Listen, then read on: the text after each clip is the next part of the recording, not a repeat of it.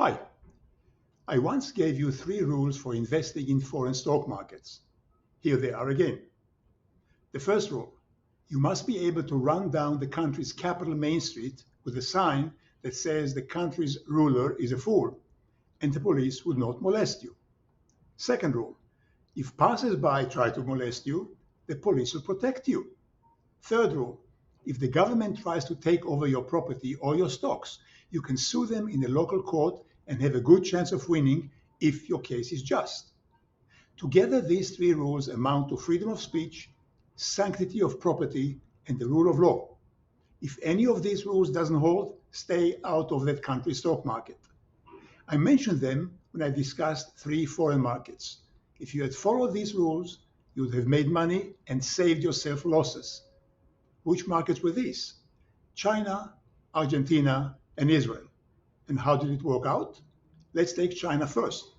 I caution you against investing even 1 penny in China because, I said, its market is a roach motel.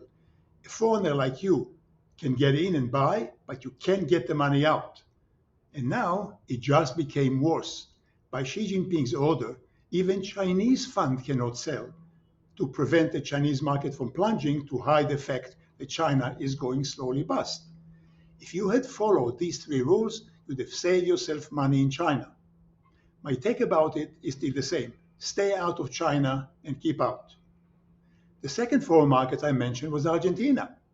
3 years ago, I noted that although Argentina is corrupt, you can still say it in public, and unlike China, the law courts in Argentina still work. At the time, Argentinian stocks were dirt cheap, and best of all, there was a trigger. What kind? Well, Brazil then was handed to the communists by the foolish US State Department, who allegedly helped a socialist jailbird named Lula win the elections. And right after, China moved in and established itself in Brazil. The US Department of Defense took fright and allegedly asked for help from the CIA, who allegedly sent people to interview local politicians to see who can help the US keep Argentina as an alternate South American anchor. Well, this alternate had just been found. His name is Javier Milei, a conservative politician promising to cut the government down by 80%, abolish a central bank, loosen regulations, and make the Argentinian currency dependent on the US dollar. The Western press yelped at this plan because he's conservative, but some Argentinian stocks are already doubles, a few are triples, and 1 or 2 are quadruples. If Milei wins, 10 beggars, bottom to top, are possible. But will he win? That, of course, is unknown. But based on my best informers, the opposition to him comes not just from Argentinian socialists, but also from the socialist US State Department, who wants to make Argentina into another Brazil. In this case, however, the CIA and the US Department of Defense are both allegedly in Milei's corner. So yes, he has got a good chance of winning, but it'll be hard for him to fulfill all his promises. But even if he can fulfill only some, Argentinian stock surge is only about half done. More is to come. So that's 2 foreign markets where sleuthing worked: Argentina and China. What's the third? That's Israel.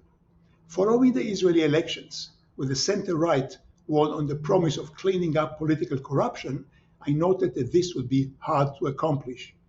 What political corruption? Isn't Israel a democracy? Well, on the surface of it, it is. You can say anything and sue anyone. But what about the rule of law? In effect, it barely exists. The 15 Israeli Supreme Court justices act just like 15 Xi Jinpings, who invent new laws and nix those they don't like on a whim. And as in all dictatorships, they also steal business and profits to friends and family, so the Israeli stock market, who has to get the leavings, has underperformed the Dow badly for more than a decade, worse than Argentina. So I said then, better stay away from the Israeli stock market unless the newly elected center-right government can curb the excess power of the unelected Supremes. And have they managed to do so? Can they? Not as far as I can see. And the reason is simple enough, but not easily visible. As opposed to Argentina, where the US supported the change, in Israel the US acts strongly against it. But acts how and why? In a nutshell, the US is now doing to Israel with finesse what Russia is doing to Ukraine brutally and kinetically, but for a very similar reason. Both Ukraine and Israel are vassals of empires, the first of Russia, the second of the US. Each empire has been used to seeing its vassal country act mainly for the mothership's interest. However, little by little, with hard work and good leadership, both Israel and Ukraine began to assert national independence. In Ukraine, President Zelensky said no to Russia about language, price of gas, and sale of resources, some of which cost President Putin money personally, so corrupt he is. Then Zelensky topped it off by asking to be part of the EU and of NATO, in effect divorcing Russia, then marrying the enemy. Putin said, in effect, you sleep only with me, Ukraine, and if I can have you, no one else can. So Russia attacked Ukraine physically and brutally, aiming to conquer its rebel province, or at least weaken it so much so it would give up its dreams of freedom. The US-Israel case is similar, only there the US is acting in a more sophisticated manner. What did Israel do to trigger such US action? First, Israel wanted to trade with China and allow China to invest in it. The US said no. Israel said yes. So the US sent Secretary Pompeo to lay down the law, and Israel caved in partly. Then the US requested no expansion of settlements. Israel said yes, there will be. So the US financed opposition both inside and outside. On top, as Iran crept toward a nuclear bomb, Israel planned to attack it.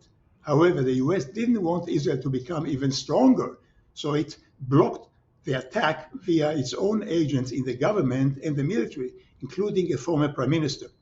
Finally, to top it all off, Israel prepared to launch a satellite that would cover Africa for the Chinese, then sell it to them, handing billions of African eyeballs to China. The US said, no, you don't do it. Israel said, yes, we will, you're not the boss of me. So somehow, the satellite blew up right upon launch. Evidently, Israel was becoming a mini empire in the region, acting for its own interest, not the US. In natural consequence, say my contacts, the US became Israel's clandestine opponent. But doing it how? Unlike Russia's direct action in the Ukraine, the US allegedly uses a far more clever method, allegedly via MISO, Military Information Support Operation, the US PSYOP troops stationed in Fort Bragg, allegedly. What are PSYOP troops? Their function is to split the opponent cleverly into subgroups that hate each other, thus making it hard for the opponent to unify. That's the old Roman principle of dividum et impere, divide and rule. Then it was done by personal diplomacy in old days, but in these days of cyber and clandestine financing, it's much more effective if it's done covertly. By the way, it's similar to what social media companies are doing online, but that's another story. But what's that got to do with the Israeli stock market? Simply this. The US allegedly PSYOP operation magnifies dislikes of Israeli subgroups into hatreds, thus keeping half the country at the throat of the other half. This prevents unified Israeli action in no matter which domain, which makes it easy for the US to keep Israel at its orbit as a vassal. But of course, it also makes it harder for Israel's elected parliament, the Knesset, to complete its legislative program of taking back power from the elected supremes, whose friends and family keep monopolizing power and economic profits. The effect on the Israeli stock market is therefore opposite to Argentina's. Or is there a way of hope? Yes, there is one. Like in Argentina, in Israel too, the US Defense Department pushes to keep the local country strong, contrary to the State Department who wants to weaken it. If the Department of Defense wins and the PSYOPs done by US is neutered, the Israeli market can become another Argentina full of multi-baggers. But will it? At present, it's hard to see, as the usually smart Israelis seem blind to the US PSYOPs acting on them. Why are they blind to it? Well, as Mark Twain once said, it's easier, far easier to con a man than to prove to him he has been conned. Bottom line, For now, I still keep away from the Israeli stock market, but if by any chance the new legislation passes, the Israeli market can become another Argentina, but not yet. That's all for now. Please let me know what you think of the above. Give it a like and subscribe to the channel and retweet to all your friends and followers so they'll subscribe too. Then buy my book, Advanced Truth Investor, and look it up in the appendix for a list of the slew through all the stocks and see how they have performed. And yes, please write a review of my book for Amazon, which I hope will be a good one. I'll see you next time. In the meantime, thank you very much for watching.